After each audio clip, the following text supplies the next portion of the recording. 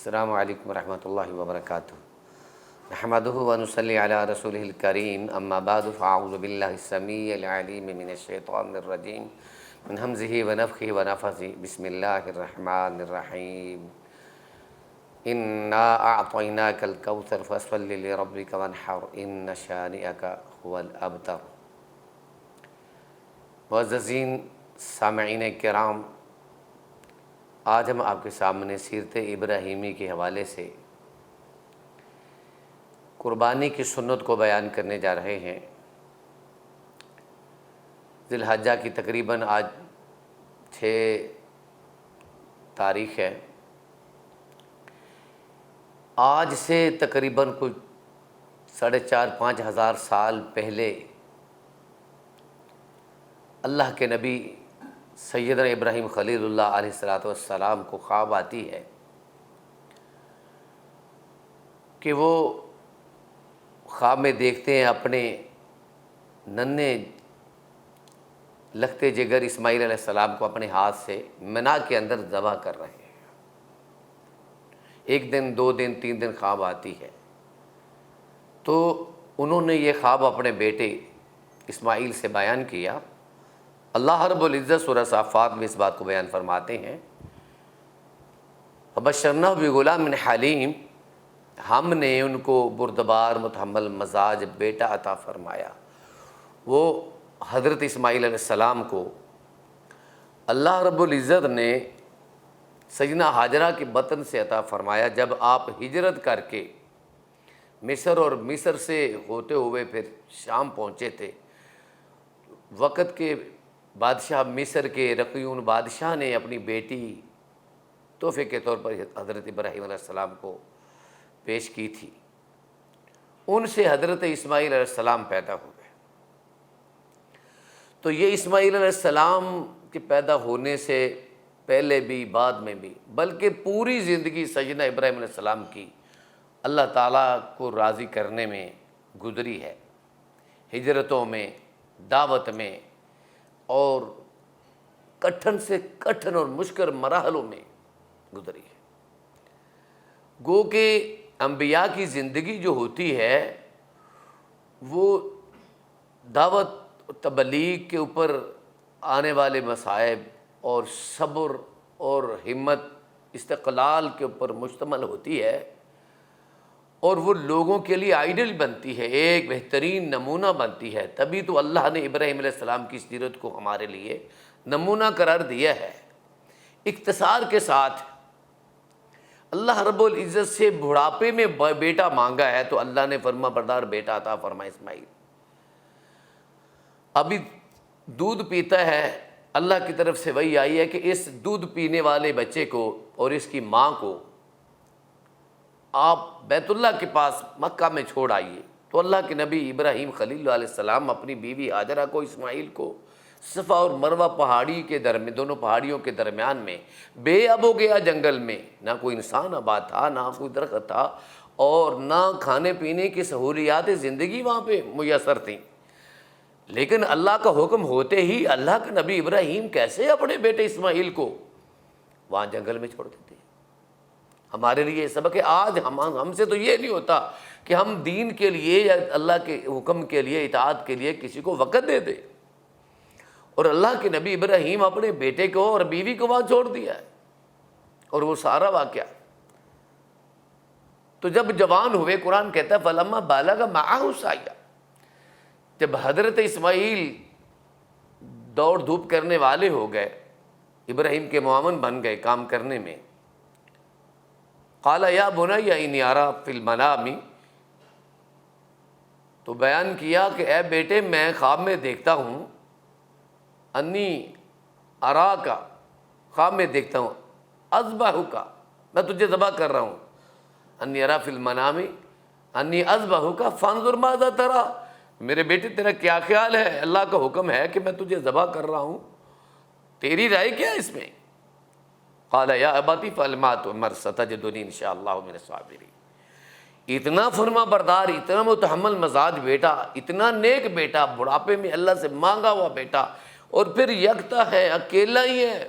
قال یا ابت افعل ما تؤمر، عرض کیا ابا جان کر دیجئے جو آپ کو حکم ہوا ہے، ستجدونی انشاءاللہ من الصابرین، آپ کو اللہ کا حکم ہوا ہے ذبح کرنے کا تو میں بالکل تیار ہوں، مجھے آپ صبر کرنے والا پائیں گے۔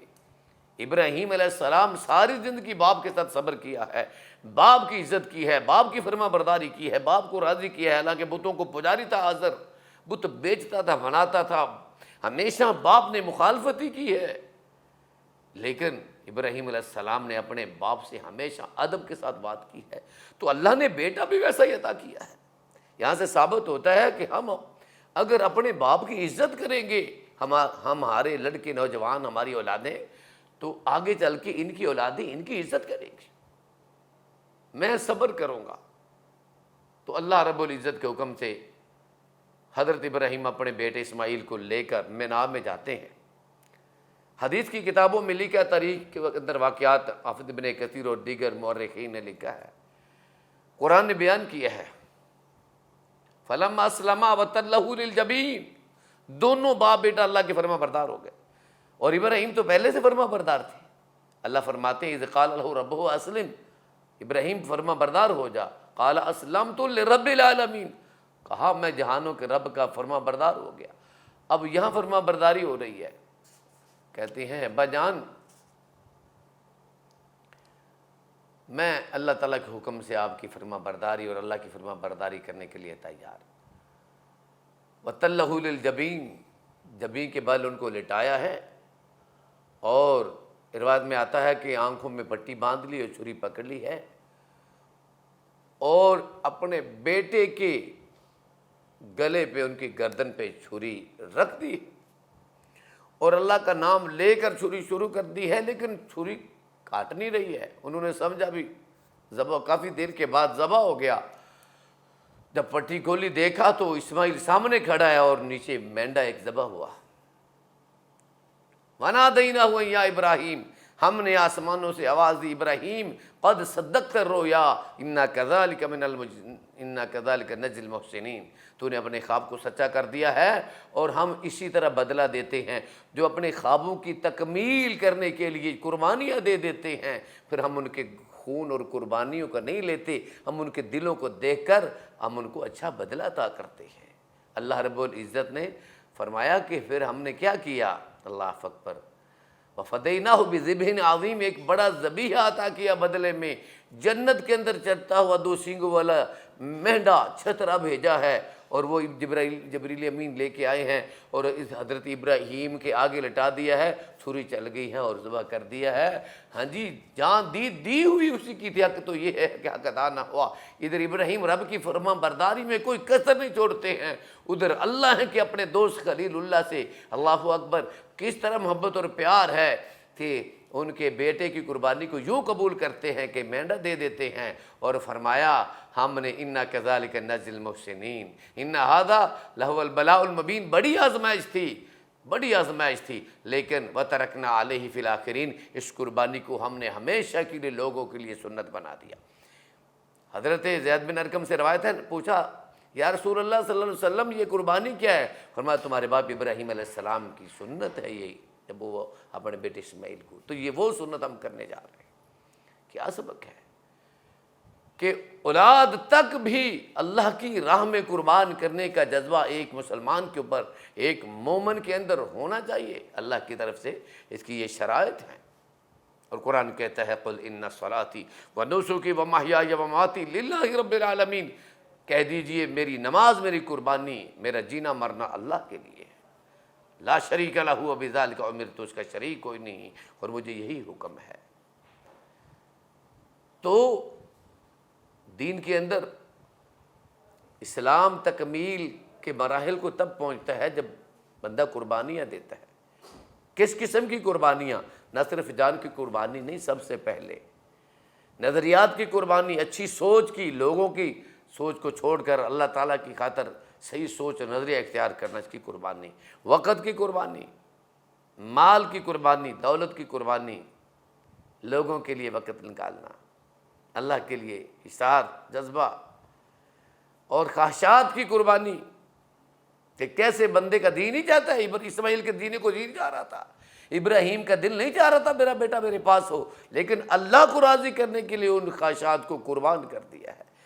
اور تبھی جانوروں کو دیکھتے ہیں، قربانی کے جانور کو ہم لٹاتے ہیں تو وہ اللہ کے راستے میں قربان ہو جاتے ہیں، تو کیا کہ یہی مقصد ہے قربان کا؟ نہیں، زبان حال سے وہ کہتے ہیں کہ میں اللہ کا فرما بردار ہو گیا، تو بھی ہو جا، تو بھی ہو جا۔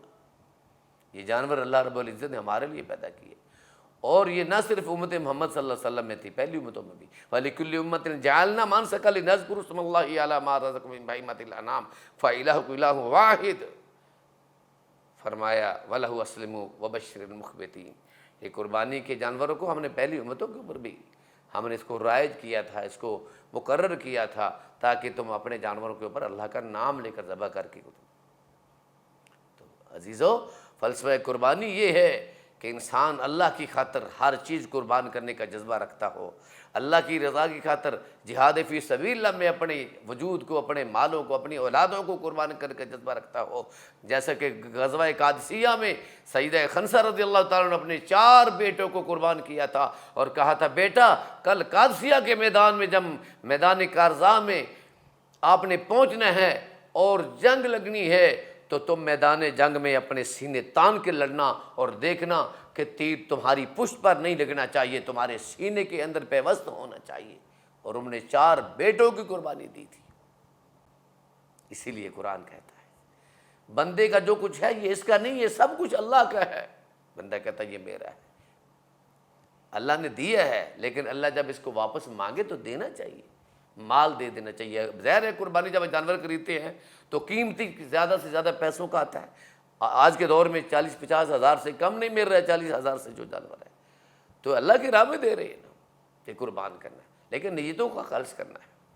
تو سیرت ابراہیمی سے یہ ملتی ہے بات کہ اللہ رب العزت نے اس امت کے اندر، اب پوری دنیا میں یہ تقریباً کروڑوں جانور ذبح کیے جاتے ہیں، عرب تک پہنچ جاتے ہیں، تاکہ اللہ تعالیٰ کا ذکر بلند ہو، لوگوں میں ہمدردی پیدا ہو، اور لوگ اللہ کی راہ میں جانیں قربان کرنے والے بن جائیں۔ تو یہ اسلام کا جو اللہ اکبر، یہ جو اسلام پھیلا ہے اسی وجہ سے پھیلا ہے۔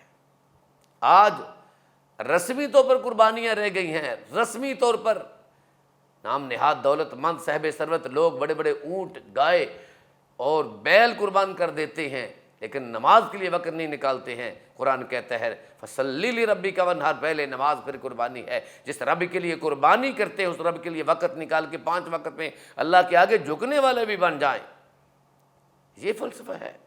اور اس کے سوا قربانی قبول نہیں ہوتی ہے۔ جیسے حابیل اور قابیل نے قربانی کی تھی، تو حابیل کی قربانی کو اللہ نے قبول کیا تھا، تو قابیل نے قتل کر دیا تھا۔ تو اس سے پہلے انہوں نے یہ بات کہی تھی انما یتقبل اللہ من المتقین، اللہ تقوی والوں کی قربانیوں کو قبول کرتا ہے۔ آج ہمیں تقوی کا لحاظ نہیں رکھتے ہیں، رسم کے طور پر نہیں کرنا۔ اور کیا خوب شاعر نے کہا ہے، رہ گئی رسم ازاں روح بلالی نہ رہی، فلسفہ رہ گیا تلقین غزالی نہ رہی۔ آج فلسفہ رسم و رواج ہے۔ اسی طرح کی قربانی جس طرح ابراہیم علیہ السلام نے اپنے بیٹے کو قربان کیا، ہم اپنی اولادوں کو دین کے علم کے لیے قربان کریں، گھر سے نکالیں اور علم پڑھوائیں۔ اللہ رب العزت نے حفاظت فرمایا تھا، اللہ قبول کرے گا، آخرت سنور جائے گی، اللہ راضی ہو جائے گا۔ تو یہ فلسفہ ہے قربانی کا، مقصد یہ ہے کہ اللہ تعالیٰ کی رضامندی ہو، تقوی اخلاص پیدا ہو، للہیت ہو، اللہ کی خاطر جینا آ جائے، اپنی خواہشات کو بندہ اللہ کے لیے قربان کر دے، اور اپنی ساری زندگی وَمَحْيَايَ وَمَمَاتِي لِلَّهِ کا مصداق بن جائے کہ میرا جینا مرنا بھی اللہ کے لیے ہو جائے۔ اقول قولی ھذا استغفر اللہ ولکم ولسائر المسلمین وما علی الا البلاغ المبین۔ السلام علیکم ورحمۃ اللہ وبرکاتہ۔